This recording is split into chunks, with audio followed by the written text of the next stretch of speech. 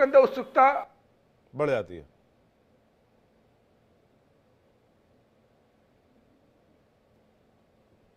जी, मुझे लगता है रवि सर की आवाज नहीं आ पा रही है। दानिश कुरैशी कुछ कहना चाह रहे थे। दानिश कुरैशी जी आप बोलिए, फिर रवि सर को दोबारा कनेक्ट करेंगे। दानिश कुरैशी जी। देखिए, मैं आपको एक बात कहूं, इस देश के अंदर मेरी आवाज आ रही है? बिल्कुल आ रही सर।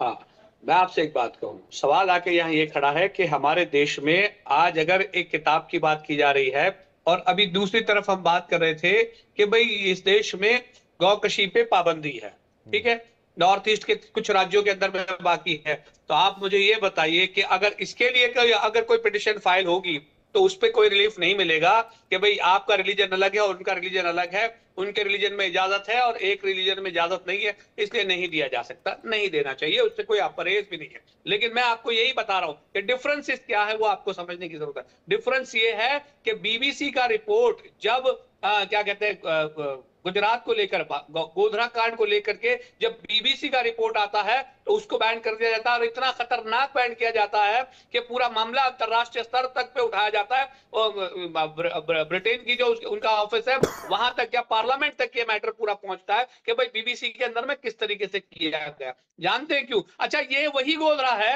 यहाँ पे अभी अभी रिसेंटली हमने एक वो देखे मूवी, वो देखने के लिए आप देखिए तमाम मुख्यमंत्री भी पहुंच गए, तमाम लोग पहुंच गए। तो मैं यही कह रहा हूं कि ये जो दोहरे मापदंड है ना, कि अगर बीबीसी का रिपोर्ट है तो उससे मोदी जी को प्रॉब्लम है, लेकिन गोधरा के अंदर में एक पॉजिटिव रिपोर्ट बनाने की पेश करने की कोशिश की जा रही है तो वो वैलिड है, और उसमें तो देश के प्रधानमंत्री भी जाएंगे, मुख्यमंत्री भी जाएंगे और तमाम लोग जाएंगे। तो ये जो दोहरे मापदंड है ना, और कम से कम मजहब के मामले में नहीं करने चाहिए, अगर करेंगे तो मुझे लगता है कि जमहूरी तौर पर उसकी मुखालिफत होगी और पुरजोर तरीके से मुखालिफत होगी इंशाल्लाह। नहीं, लेकिन आप दूसरे मामलों से कंपेयर क्यों करने लग जाते हैं बार बार? गुजरात, बीजेपी, आरएसएस, ये क्यों करने लग जाते हैं आपकी? मैं ये कह रहा हूं, कोई चीज गलत है तो गलत है, कोई चीज सही है तो सही है। सुनिए, अच्छा सुनिए, अभी तो आप कंपेयर कर रहे थे जवाद भाई का मामला लेकर, सीए को लेकर, एनआरसी को लेकर, कंपेयर नहीं कर रहा था, कंपैरिजन कर रहे थे तो आप कर सकते हैं। उन्होंने कहा कि भाई हम किसी भी नहीं, मैं कंपेयर नहीं कर रहा था, मैं उनको एग्जांपल दे रहा था। मैं कह रहा था, उन्होंने कहा भाई हम कोई भी चीज बर्दाश्त कर सकते हैं, निश्चिंदा बर्दाश्त नहीं कर सकते। अच्छा चलिए, माफी। तो हमने बोला ठीक बात है, सिटीजन अमेंडमेंट एक्ट जिसका उनसे कोई लेना देना नहीं है, मुसलमानों से कोई लेना देना नहीं है, उसका विरोध तो किया था आप लोगों ने। मैं बस एक कॉन्टेक्स्ट दे रहा था, मैंने कोई उदाहरण नहीं दिया। मैं बस ये कह रहा हूं दानिश कुरैशी जी कि विरोध के कई तरीके होते हैं, और विरोध इस मामले में भी अगर विरोध है तो हाईकोर्ट के बाद सुप्रीम कोर्ट का रास्ता है। सुप्रीम कोर्ट का रुख करके इस पर बैन लगाया जा सकता है, बैन तामील की जा सकती है। आप देखिए संभल वाले मामले में नजीर सामने, निचली अदालतों को कोर्ट ने आदेश पारित करने से, सर्वे के आदेश पारित करने से रोक दिया। मैं बताऊं आपको, इस देश के अंदर में सुनिए, जो प्रिंसिपल लॉज हैं बेसिक कॉन्स्टिट्यूशन के, उसके अंदर में तमाम राज्य सरकारें जो हैं उनको शराब पर पाबंदी लगानी चाहिए या रिस्ट्रिक्शंस लगाने चाहिए, उस पे नहीं लगाएंगे, यूसीसी पे बात करेंगे। अच्छा, अभी मैं कहूं कि मैं पिटीशन फाइल करूंगा सुप्रीम कोर्ट के अंदर में कि भाई ये जो गौकशी की पाबंदी ये हटनी चाहिए, तो फिर मामला यही आके खड़ा हो जाएगा कि भाई ये सेंटीमेंट से जुड़े हैं। तो ये जो दोहरे मापदंड है ना सरकारों के, तो फिर तो लोग बोलेंगे सैटेनिक वर्सेस ठीक है, रिलीज होनी चाहिए। तो मैं वही तो कह रहा हूं आपको, मैं वही आपको कह रहा हूं कि आप उसमें हमको कोई ऐतराज नहीं है, लेकिन अगर इसका क्लेम करेंगे तो आप देखिएगा सुप्रीम कोर्ट में हलफनामा भी आ जाएगा केंद्र सरकार का कि भाई ये आस्था का विषय है और उसमें नहीं किया जा सकेगा कुछ।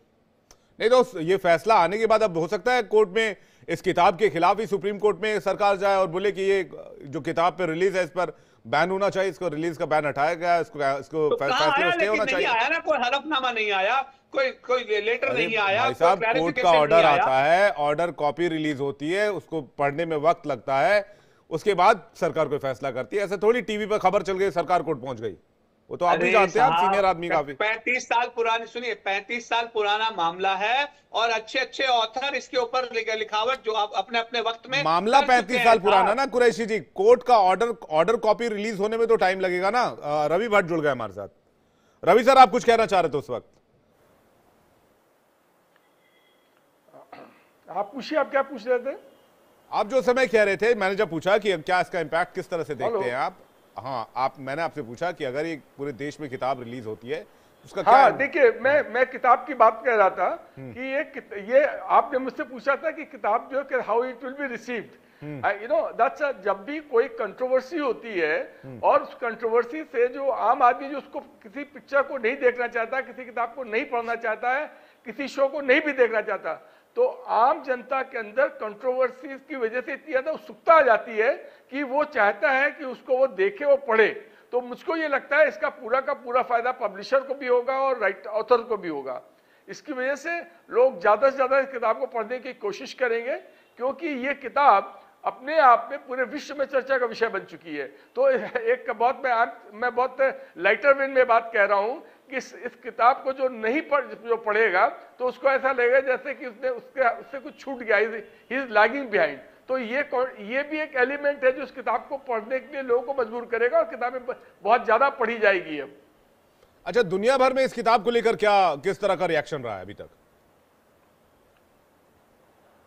देखिए, दुनिया भर में बहुत ही ये स्पष्ट बात है कि कोई भी किताब जब किसी धार्मिक भावनाओं को ठेस पहुंचाती है तो उस किताब को जो कोई भी एक सुलझा हुआ व्यक्ति होगा और सुलझा हुआ जो पाठक होगा वो उसको बहुत पॉजिटिव कमेंट उसके नहीं होंगे उसके बारे के अंदर, क्योंकि किताब हो या कोई भी मानव समाज का कोई भी प्रयास हो, वो बेसिक ये है कि उससे जो है समाज का फायदा है या नुकसान है। अगर किसी चीज से समाज में नुकसान हो रहा है, चाहे वो धार्मिक भावनाओं को ठेस पहुंचने की वजह से दो धार्मिक समुदायों में आपस में झगड़ा हो रहा है या उनके अंदर आपस में विषमताएं पैदा हो रही हैं, तो उसको कोई भी व्यक्ति अच्छी बात नहीं कह सकता है। हाँ, लेकिन यहाँ पर एक बात ये भी बहुत जरूरी है कि एक जो होती है कि वक्त से पहले बहुत सी बातें कही जाती हैं। जब भी अक्सर ऐसा होता है, कुछ सच ऐसे होते हैं जब कहे जाते हैं तो उस वक्त आम आदमी को पसंद नहीं आते हैं, लेकिन आगे चल के बहुत लंबे वक्त के बाद लोगों को लगता है नहीं, ये बात जो थी ये बात सही थी, जैसा कि आपको हमको सबको मालूम अच्छी तरीके से। तो यहाँ पर सरकार का काम जो है इट्स लाइक ये बहुत ही इंपॉर्टेंट काम हो जाता है सरकारों का काम, कि क्या कहीं ऐसे सत्य को तो हम नहीं छिपा रहे हैं जो कि समाज के सामने आना चाहिए, पर उसके साथ ही ये भी बहुत जरूरी समझ पाना क्या कोई ऐसी बात तो नहीं हो रही जिससे समाज के अंदर लोगों की धार्मिक भावनाओं को ठेस पहुंच रही। और यहीं पर काम शुरू होता है सरकार का और न्यायाधीशों का। ठीक है अमितोष, सवाल ये, क्या सरकार इस मामले को रिव्यू कर रही है या फिर सरकार का रिएक्शन लेट है अभी तक? देखिए, आप एक बात समझिए, जिस बीबीसी की बात कर रहे थे विवेक, वो बीबीसी का जो लगातार तरीके से 2019 के बाद पे कंटिन्यूस ऑफेंडर रहा है। बीबीसी ने एक सीरीज भी बनाई थी the lost childhood of Kashmir करके, उसके अंदर में सीरीज के अंदर में एक फेक प्रोपोगेंडा भी इनिशिएट किया था जिसमें स्टोन पेल्टर्स को उन्होंने बहुत इमोशनल कंटेंट से दिखाया था। फिर बीबीसी के ऊपर में आप ये ऑफेंडर्स देख लीजिए, लगातार तरीके से ब्रिटेन में भी जिस तरह से आया, एंटी हिंदू एंटी एजेंडा को लेते हुए, इंडिया के डिस्टेबलाइजेशन को लेते बीबीसी हर तरीके से काउंटर ट्रायल पे रही है, चाहे वो निर्भया के एक रेपिस्ट का इंटरव्यू करना हो, चाहे इलेक्शंस के अंदर में प्रतिक्रिया करना हो। लेकिन इनको नानावटी कमीशन से रिपोर्ट से दिक्कत है, जो कि यहाँ के जुडिशियल सेटअप से बनाई गई, लेकिन इन्हें बीबीसी की रिपोर्ट से कोई दिक्कत नहीं, क्योंकि वो सबसे ज्यादा इनके लिए प्रिय है, क्योंकि वो एंटी इंडिया एंटी सिविलाइजेशन की बात करता है। लेकिन देखिए, जब freedom of speech and expression की बात करते हैं तो एक किताब मेरे को याद आती है, वो है डॉक्टर अली मोहम्मद नकवीस, बुक का नाम है इस्लाम एंड नेशनलिज्म।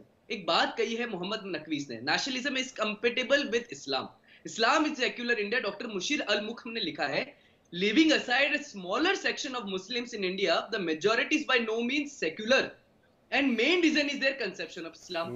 मुझे लगता है कि इस देश के अंदर में जब शरिया कानून नहीं है और भारत का संविधान है, वेरियस जजमेंट ऑफ कोर्ट्स है जो बोलते हैं freedom of speech and expression can not be curtailed. 19+2 जो बात करता है रीजनेबल रेस्ट्रिक्शंस की, अगर आपको लगता है कि उसके अंदर में ये आ रहे हैं, आपके कहीं से भी रेस्ट्रिक्शन हो रहा है तो आप अपील करिए, लेकिन सरकार के आदेश नहीं है, कोर्ट की तरफ से बैन हटा है। सरकार का आदेश एक अध्यादेश भी नहीं था, इंपोर्ट में बैन था 1988 में, कोई ऐसा नोटिफिकेशन नहीं निकला कि आप यहाँ पे अभिव्यक्ति की आजादी नहीं है। ऐसा फतवा 1989 में ईरान में जारी हुआ था, भारत में इसलिए नहीं करा गया क्योंकि सेक्युलर देश है, हर जने को अपनी आजादी अभिव्यक्ति की। अगर आप रोकते हैं अभिव्यक्ति की आजादी को, विवेक जी लास्ट एक सेकंड, अगर आप उस अभिव्यक्ति की आजादी को रोकते हैं तो फिर आपके सवाल खड़े होते हैं। सवाल किससे खड़े होते हैं? आपके सवाल जब कल्कि का पोस्टर दिखाया जाता है सिगरेट पीते हुए, तब सवाल खड़ा करता है। मनोहर फरीकी जब मजाक बनाता है भगवान राम का, तब सवाल खड़ा होता है। सबा नकवी जब शिव का मजाक बनाती तब सवाल खड़ा होता है। दानिश कुरैशी ने शिव का मजाक बनाया था तब सवाल खड़ा हुआ था। रग्बील हमीद जब मजाक बनाता है तब सवाल खड़ा होता है। तब इनके लिए वो freedom of speech and expression है, उसमें बात आती है तो ब्लेस्फेमस है। सही जवाब। देखिए विवेक भाई, आपने बात कही कि लोकतांत्रिक तरीके से लोग आंदोलन करते हैं, कुछ आप वीडियो निकाल कर दिखा देंगे, CAA का भी आपने जिक्र कर दिया। लोकतांत्रिक तरीके से अपनी बात रखने का तो अधिकार सभी को होता है, आप कह रहे थे कि कहाँ रुख पे आप चले गए। अरे भाई, लोकतांत्रिक तरीके से अभी बिहार के अंदर बीपीएससी के छात्र जो हैं वो विरोध कर रहे थे। मोदी सरकार की हुकूमत, एनडीए सरकार की हुकूमत आई, बच्चे बैठे हुए हैं, उनको लाठी और डंडे से दौड़ा दौड़ा करके मारा गया। और इससे बड़ा लोकतांत्रिक तरीका क्या होता आंदोलन करने का? मैंने इसीलिए कहा, अगर लोकतांत्रिक तरीके से विरोध भी करा गया था, सीए में भी लोकतांत्रिक तरीके से विरोध करा गया था, लेकिन अलोकतांत्रिक तरीके से कैसे जो है बच्चों को ढूंढ ढूंढ करके गोलियां मारी गई। आपने नहीं देखा लखनऊ के अंदर कितने लोगों को गोलियां मारी गई, कितने लोगों की जान चली गई।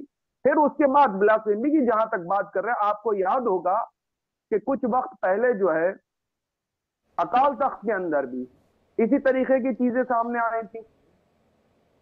नानक साहब के अपमान की बात हुई थी। फिर उसके बाद क्या हुआ?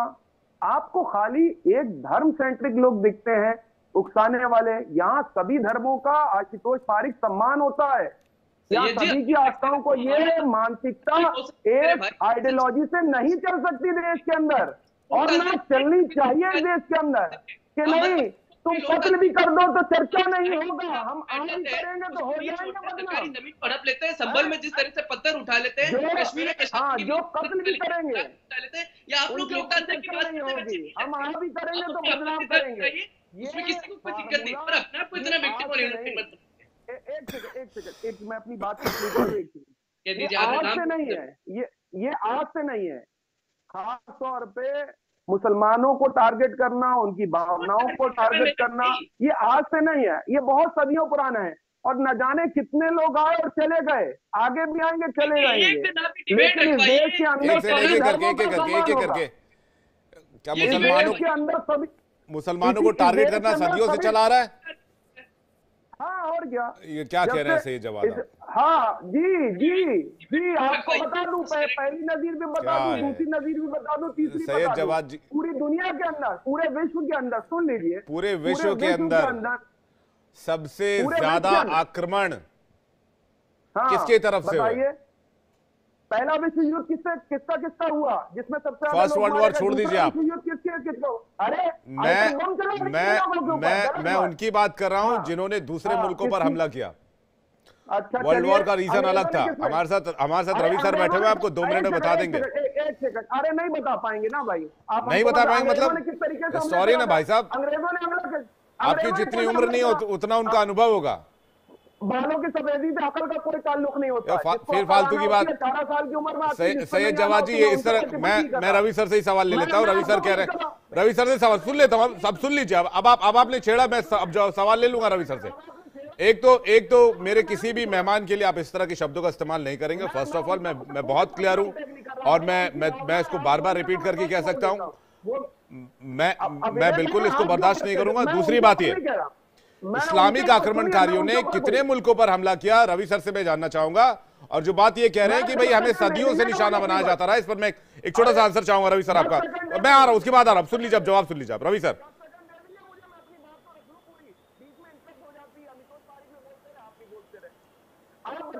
देखिए, जब आपका ये डिबेट शुरू, जी बोलिए सर, बोलिए रवि सर।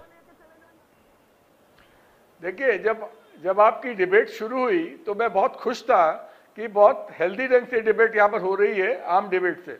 लेकिन उसके बाद में जिस ढंग से इन्होंने बात करी मेरे बारे में, तो मैं जैसे धार्मिक भावनाओं आहत करने की बात कर रहे हैं ना, तो मैं बहुत ज्यादा आहत हूँ और बहुत ज्यादा हर्ट फील कर रहा हूँ। और मैं समझता हूँ, absolutely let me tell you, this man is an ill-mannered person and I don't want to reply that. मैं आपके ऊपर टिप्पणी नहीं कर रहा था। I feel offended. मेरे ऊपर टिप्पणी हो रही थी, मैंने उसका जवाब, आपको जवाब नहीं दिया। मैंने आपको जवाब नहीं दिया, मैं आपके ऊपर टिप्पणी नहीं कर रहा। Made a very sarcastic remark. मैंने आपके ऊपर सर कोई टिप्पणी नहीं करी रवि सर, और आप मेरे बुजुर्ग हैं, मैं आपका सम्मान करके कह रहा हूँ, आपके ऊपर टिप्पणी नहीं करी। उन्होंने सवाल करा तो मैंने जवाब दिया। आप बुजुर्ग हैं इसलिए सम्मान नहीं कर रहे हैं, आप बुजुर्ग के बात नहीं सम्मान कर रहे, बुजुर्ग के छोटे हैं। But you should speak a balanced language. The kind of a language you are using, that is very offending. Sir, मैं आपको, and I can walk out of the debate also. Don't worry.